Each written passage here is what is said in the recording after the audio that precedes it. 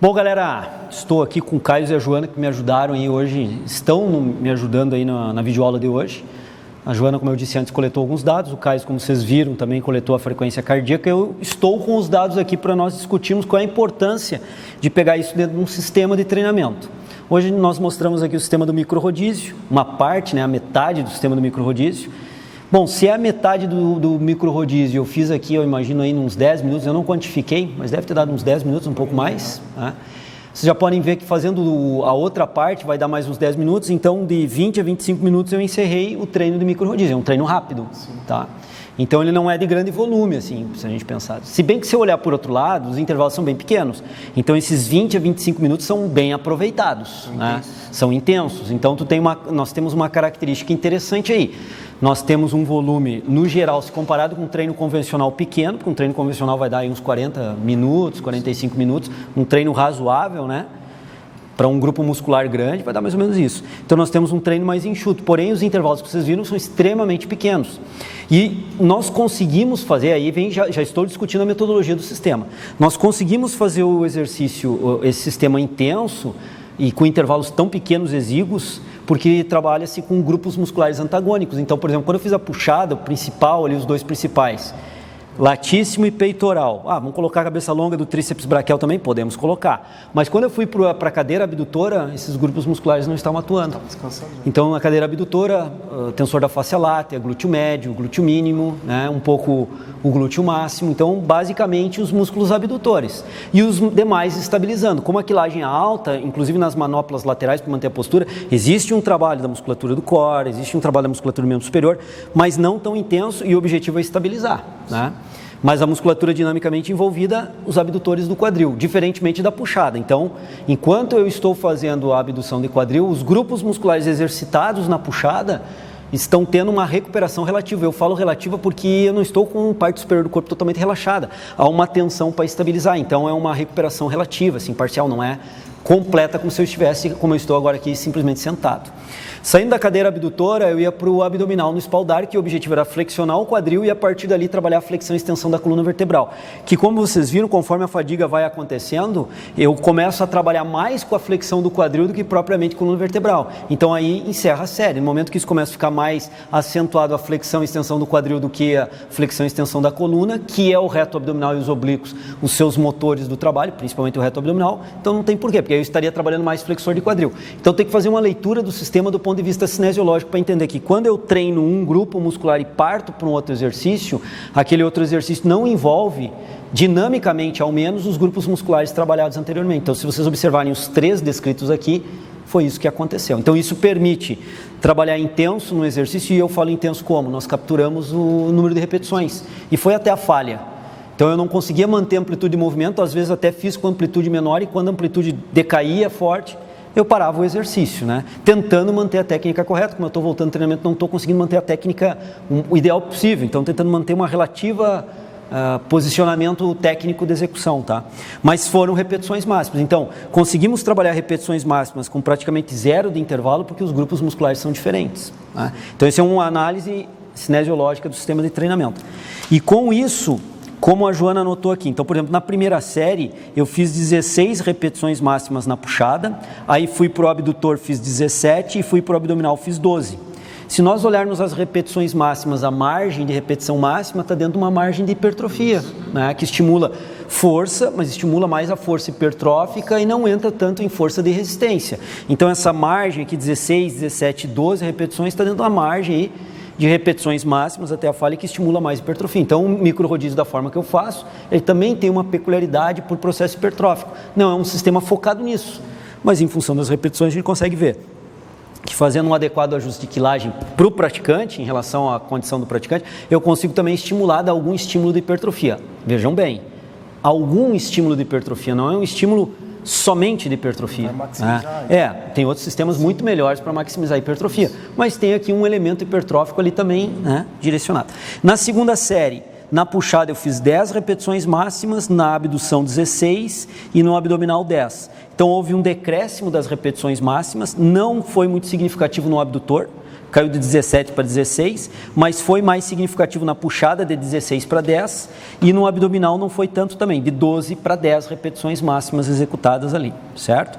De novo, está dentro da margem de hipertrofia, né, nas repetições, e aconteceu uma coisa que é normal acontecer, que é da primeira série para a segunda, há uma certa queda do número de repetições máximas, impossível manter, porque a recuperação tecidual não ocorre da mesma forma. Já gravamos vídeos, acho que o último vídeo ou o penúltimo vídeo nós comentamos sobre isso. Ah, tu me ajuda aí, que tu estava junto, né? Terceira série, número de repetições na puxada 10, manteve o que eu tinha feito na segunda série, que também foi 10. No abdutor eu fiz 17, havia feito 16 na série anterior, na segunda série no abdutor, então mantive, aumentei minimamente. E no abdominal de 10 caiu para 9. Então praticamente se manteve as repetições que eu executei na segunda série, que já foram menores que a primeira, se mantiveram da segunda para a terceira. Isso é um comportamento que até a Joana estava questionando, né? Caiu muito na primeira e caiu pouco na segunda, assim, né? Se bem que teve um intervalozinho entre a segunda. Então são duas condições que nós temos que pensar. A pesquisa científica com intervalos padronizados, vários estudos, inclusive minha tese mostrou isso, que a queda sempre é mais expressiva da primeira para a segunda série. Da segunda para a terceira ou da terceira para a quarta, a queda é menos expressiva. Então esse é um ponto que vários estudos apontam isso, né? Demonstram isso. E tem um outro fator que tu colocaste agora, teve um intervalo, eu fui conversar com a câmera, então deu uma recuperada maior da segunda para a terceira série do que havia ocorrido da primeira para a segunda, que não teve intervalo. Né? E essas recuperações eu faço diante da minha percepção, como foi hoje aqui. Eu gravei dentro da minha realidade para treinamento hoje. Quando eu estou treinando, se eu sinto que da primeira para a segunda eu senti muito forte, eu dou um intervalo maior, bebo uma aguinha, dou uma recuperada mínima, sempre buscando o mínimo intervalo e vou para a segunda série. Mesma coisa que nós fizemos da segunda para a terceira. Dei uma segurada, falei para o pessoal um pouquinho da câmera, para dar uma recuperada, porque eu vi que ia cair muitas repetições na terceira, então fiz essa estratégia. Então, se nós olharmos o número de repetições, nós entendemos aqui um componente hipertrófico. Sim, tá. É o melhor sistema para trabalhar hipertrofia? Longe disso. Mas é um sistema que tem um elemento hipertrófico, porque a quilagem foi ajustada para manter o número de repetições dentro de uma margem que, em tese, o que a pesquisa tem mostrado, está dentro de uma margem de repetições mais interessantes para gerar o estímulo hipertrófico, independentemente do que nós venhamos a pensar a fisiologia do estímulo hipertrófico. Então, temos esse elemento. Agora, esse elemento, ele influencia em parte um outro elemento aqui, que é o TTM, o tempo de tensão muscular de cada série. Então, vamos lá. A primeira série da puxada, eu fiz em 40 segundos para fazer as 16 repetições. Então, o TTM está em função do número de repetições e está em função da velocidade de execução. Eu tentei manter um padrão de velocidade de execução. Claro que não é com metrônomo, sim, não estamos padronizando, mas é uma percepção de condução do movimento mais ou menos na mesma velocidade. Então foi 40 segundos na puxada, na segunda série caiu para 28, se bem que o número de repetições de 16 caiu para 10, então tem uma lógica dentro disso. E o TTM na puxada na terceira série foi para 27 segundos, de 28 foi para 27 segundos, foram 10 e 10 repetições praticamente no mesmo padrão. Né? Então nós temos aqui, se nós analisarmos fonte de energia, que é outra coisa que dá para discutir agora, né? A principal fonte de energia nas duas situações, nós pensando em 10 segundos no máximo de fosfocreatina como fonte prioritária de energia, a partir do 11º segundo à frente, em continuidade, glicose anaeróbica como principal fonte de energia. Então nós temos aqui 40 segundos na primeira série da puxada, 28 e 27. Certamente em todas a principal fonte de energia foi a glicose anaeróbia, a glicólise, né, a fonte de energia primordial. A anaeróbia produzindo íons de hidrogênio, queda do pH e acidose muscular, né? E isso é um fator de fadiga. Então nós começamos pelo TTM começar a interpretar situações. Tanto é que cai da primeira para a segunda e da segunda para a terceira cai pouco, até pelo intervalo talvez tenha permitido melhor recuperação de fosfocreatina, né, da segunda para a terceira do que ocorreu da primeira para a segunda. E também uma melhor recuperação do pH, embora pequeno, mas pelo menos foi dado algum tempo maior. Bom, no exercício de abdução, os TTMs, na primeira série foi 24 segundos, praticamente 28 segundos. Na segunda série foi 21 segundos, porque o número de repetições foi de 17 para 16. Até fiz um pouco mais rápido essa segunda série aí. O número de repetições foi pouco, mas o tempo caiu de 24 para 21, praticamente 22 segundos. E a última série foi 24 segundos, foi um pouco mais lenta. Então, está na margem de 22 segundos, 21 segundos a 25 segundos, arredondando para cima. Considerando de novo a fonte de energia da fosfocreatina podendo ir no máximo, e sendo bem, até com um olhar bem, bem positivo com relação a isso, perdurar 10 segundos, certamente a fonte de energia de novo, glicogênio muscular anaerobicamente produzindo íons de hidrogênio, queda de pH, produção também de lactato, que pode ser medido pelo lactímetro, um marcador interessante para acompanhar.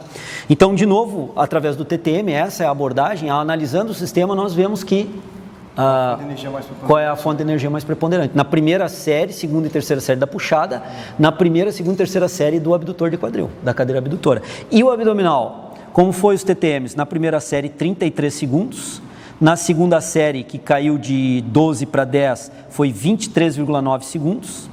E na terceira série foi 25 segundos. Então, nós podemos considerar aí TTMs de 23 segundos a 33 segundos no abdominal. E se nós fizermos a análise bioenergética, vai bater com a dos outros exercícios. Primeiramente, fosfocreatina, mas o maior tempo em que se perdurou o TTM, a execução do exercício, foi baseado em fonte de recarga de ADP em ATP pela glicose anaeróbia, a glicólise anaeróbia, certo?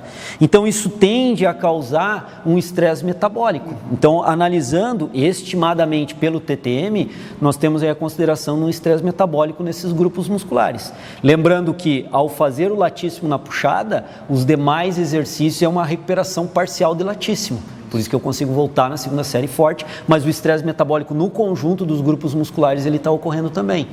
O estresse de força, de tensão pela quilagem foi mantido e o número de repetições não caiu muito dentro do estresse de hipertrófico também. Então nós começamos a analisar a bioenergética, ter alguma ideia dos estresses que estão ocorrendo ali em termos de recrutamento de unidade motora, né? Fadiga, queda de pH, acidose muscular, através disso.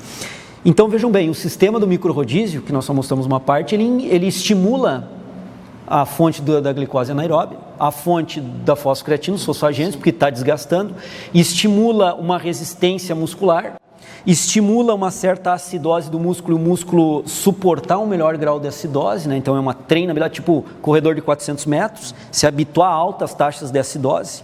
Então, esse sistema ele envolve um elemento hipertrófico, que nós vimos, não é o melhor para isso, mas tem algum elemento hipertrófico, tem algum elemento de estresse metabólico. Por exemplo, tu que faz corrida de aventura, é um elemento interessante. Tu vai ter vários momentos lá na corrida, estresse e aumento de acidose muscular. E quanto melhor teu músculo estiver preparado a suportar e até tu mentalmente estar habituado com aquela situação de desgaste, é uma situação interessante. Então, teria algumas aplicabilidades também. Por isso que eu faço para o esporte futevôlei, para me dar alguma base para suportar o ritmo do esporte, né? Bom, e um outro elemento que está aqui que nós podemos agora discutir é o elemento aeróbio. Será que o sistema tem algum grau de estimulação aeróbia? E tem. E como é que nós vamos verificar isso? Pelos valores coletados de frequência cardíaca. Quando eu comecei a puxada, logo após o aquecimento, eu estava com uma frequência cardíaca de 101. Então, o inicial foi 75, eu achei aqui em cima. Antes do aquecimento. Antes do aquecimento eu estava com 75, porque eu estava conversando com o pessoal, né? Mostrei. Mas antes de iniciar a puxada, após aquecimento, eu estava com 101, tá?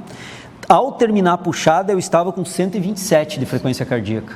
Aí nós temos que fazer uma consideração, uma estimativa também grosseira, como eu disse. Se nós pegarmos a equação dita lá do Carvonen, que nem Carvonen sabe que é dele, né? Mas dita de Carvonen 220 menos a idade, eu com 46 anos tenho que ter uma frequência cardíaca em tese teórica máxima, 174.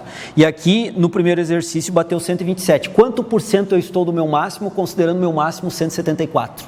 Já estou num valor bastante elevado. Eu não calculei, porque não deu tempo agora aqui, mas vocês podem calcular em casa, ver quanto por cento eu estou. Regrinha de 3, né? Sim. 174 igual a 100%, 127, que é quando eu terminei a primeira série da puxada, quanto de frequência cardíaca. Eu iniciei a abdução logo depois, a abdução de quadril, com 113 e encerrei com 129. A tua recuperação ela foi bem rápida também, né? Porque só trocou só a troca, né? O que? Menos de 10 segundos. Isso em função do treino que eu venho fazendo, já me condiciona um pouco, né? Estou começando o treino, mas já... Eu ia sentir bem mais, as repetições caem bem mais. Eu estou habituado ao sistema, né? De repente cai menos até, porque tu sofre mais para recuperar. Tem que ver qual é a tua capacidade recuperativa. Estou falando das repetições máximas. Sim. E aqui o frequência cardíaca ela vai cair menos. Porque ela está em função do TTM também, né? Do tempo de esforço, exatamente. Então, chegou a 129. Quando eu fui para o abdominal, eu iniciei com 120, só saí da cadeira abdutora e fui para o abdominal no espaldar. 120, terminei com 129 na cadeira abdutora, iniciei o abdominal com 120, caiu 9 batimentos. E terminei o abdominal com 142. Aqui nós já vamos para um patamar, considerando 174 como máximo, 142 já está bem mais próximo. Já deve estar aí acima dos 80%. Né? Se o pessoal fizer o cálculo aí. E depois eu fui para a segunda série. Iniciei agora a puxada com 125 de frequência e concluí a puxada com 149, é isso aqui? Mesmo. Com 149 de frequência. Vejo que uma frequência já subiu bastante agora na segunda série. Claro, acúmulo da fadiga da primeira, aqueles metabólicos de acidose, de fadiga que nós comentamos, vão se fazendo acontecer cada vez mais acumulativamente, e aí o estresse para fazer o exercício é também responsivo lá na frequência cardíaca. Nós começamos a ver a resposta também na frequência cardíaca. Terminado a puxada com 149, eu fui para o abdutor na segunda série, iniciei o abdutor com 137 de frequência cardíaca e encerrei o abdutor com 147. Então vejo que ao encerrar a puxada e o abdutor já estou acima de 145 de frequência cardíaca, que para a minha idade, para o meu nível máximo de frequência cardíaca, é um valor elevado. Iniciei aí o abdominal na sequência com 138 e encerrei o abdominal no espaldar, segunda série, com 148. Então a gente percebe que ao terminar os exercícios na segunda série eu estou sempre acima dos 145 de frequência cardíaca. Quanto por cento eu estou do máximo? Acredito que em torno dos 80%, talvez até um pouquinho mais. Terceira série, dado aquele intervalinho para conversar com a câmera, eu iniciei a puxada com 134 e concluí com 149. Já foi bem maior que 101 que tu começou lá, né? Exatamente. Então, aquele 101 que era que eu tinha pós-aquecimento, pré-programa de treino, pré-protocolo, micro-rodízio, né? Abdutor 139 para iniciar e concluir com 148 de frequência cardíaca. E o abdominal, fechando aí essa primeira parte do micro-rodízio, comecei com 141 e encerrei com 151. Foi o primeiro valor que extrapolou 150 de frequência cardíaca, concluindo então, portanto, o abdominal na sua terceira série com 151 de frequência cardíaca. Então, se eu colocasse nesse sistema de treinamento uma quarta série, e eu poderia metodologicamente fazer, com certeza o estresse cardíaco iria elevar. A pergunta que tem que se fazer numa situação prescritiva, e agora nós estamos discutindo prescrição, é: será que o João conseguiria com aquela quilagem manter um número de repetições razoáveis para também ter o estímulo hipertrófico? Ou devido a esse estresse acumulado, o João na puxada ia acabar fazendo 4, 5 flexões, movimentos, repetições, vai para o abdutor, faz mais 5 a 7 movimentos no abdutor e o abdominal conseguiria fazer 2 ou 3. Se o objetivo é hipertrofia, tá? Se o objetivo também é dar uma pincelada na hipertrofia, talvez não fosse a melhor ideia.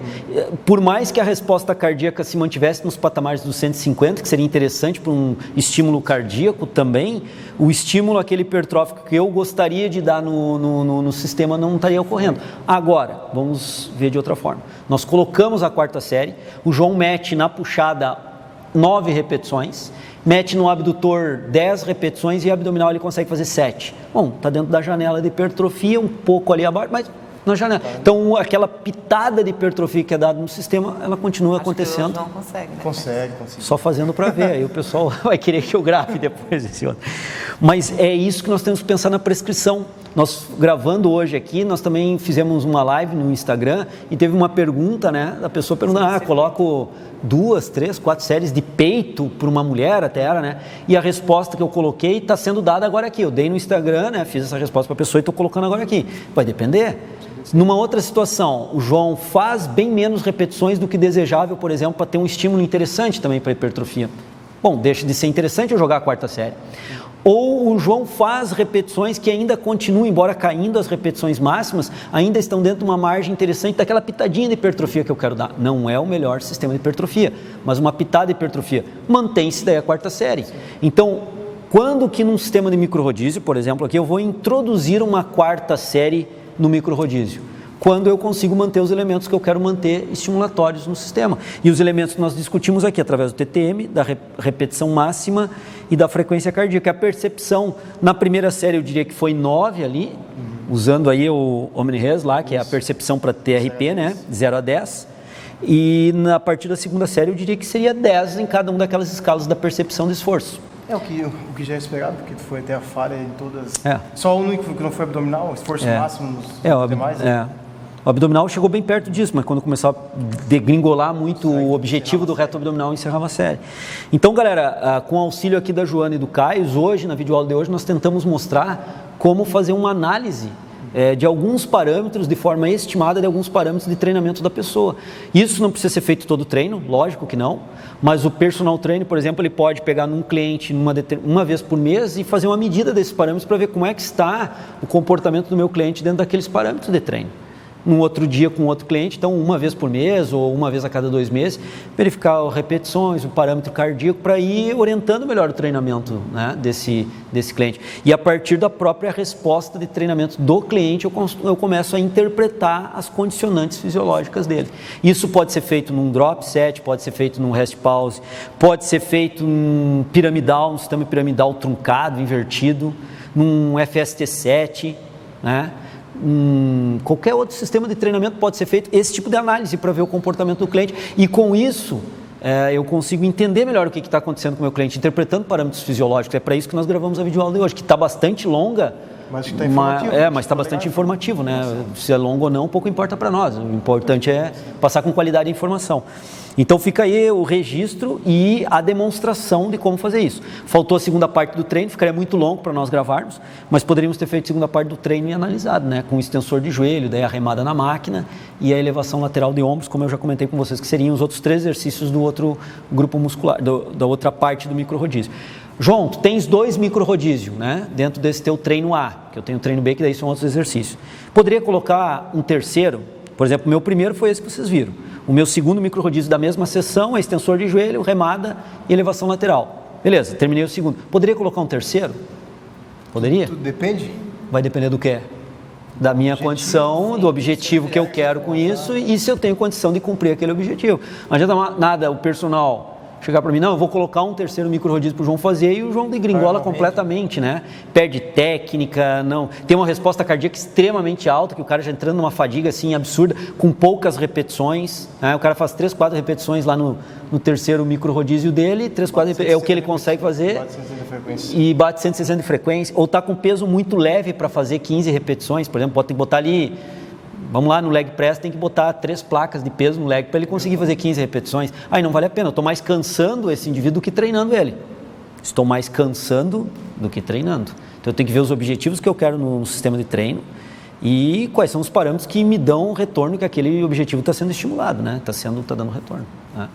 Então, lembrando que nós temos aí um curso de sistema de treinamento, e nesse curso, uma das abordagens que nós vamos ter, um dos conteúdos, um dos módulos de conteúdo, é isso que nós fizemos aqui um pouco mais aprimorado, né? Coletando também a percepção, com mais detalhes, mas fazendo na prática e fazendo a discussão da prática do sistema. Só que daí nós vamos abordar mais sistemas, nós vimos 21 sistemas. Mas depois parece que entrou mais 2 ou 3 com algumas técnicas, né? 24.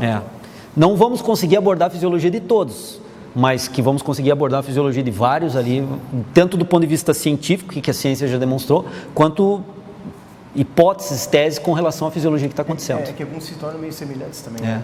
Alguns sistemas. O B7, Tri7, né?